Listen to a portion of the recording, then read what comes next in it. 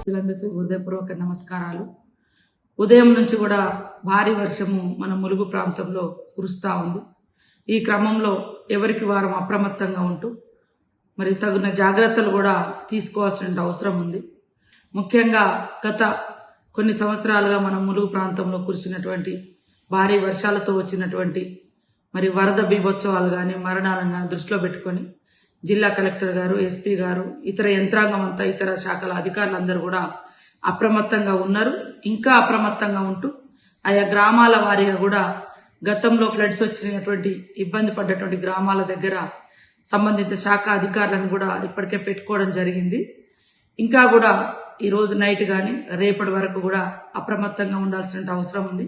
ప్రజలందరికీ కూడా పేరు పేరున విజ్ఞప్తి చేస్తూ ఉన్నాను. వాగులు దాటే ప్రయత్నం చేయొద్దు.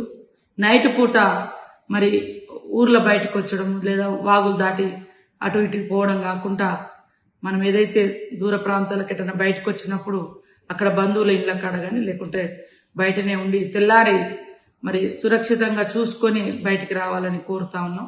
దయచేసి అందరూ కూడా అప్రమత్తంగా ఉండాలి.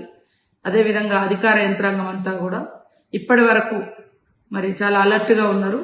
మరింత అలర్ట్గా ఉండి ఈ వరద బీభత్సం మన గ్రామాలను తాకకుండా, ఆ వరద తాకిడి మన ప్రజల మీదకి రాకుండా ఎక్కడికక్కడ ప్రజల్ని కూడా సురక్షితంగా ఉంచుకోవాల్సినటువంటి బాధ్యత మన మీద ఉందని తెలియజేస్తూ కలెక్టర్ గారు, ఎస్పీ గారు, ఇతర శాఖల మరి అధికారులందరికీ, ఐటీడీఏ పిఓ గారు, మరి అక్కడున్నటువంటి అన్ని రకాల యంత్రాంగానికి అందరికి కూడా హృదయపూర్వక ధన్యవాదాలు తెలియజేస్తూ మరింత అప్రమత్తంగా మనం ఉంటూ ప్రజల్ని కూడా అప్రమత్తం చేయాల్సిన అవసరం ఉందని తెలియజేస్తూ మరొక్కసారి ప్రజలకు విజ్ఞప్తి చేస్తా ఉన్నాం. వరద ఉన్నటువంటి ప్రాంతాల్లోకి దయచేసి రాకపోకలు బంద్ చేసుకొని సురక్షితమైనటువంటి ప్రాంతాల్లోనే ఉండాల్సిందిగా పేరు పేరున విజ్ఞప్తి చేస్తాం అందరికీ.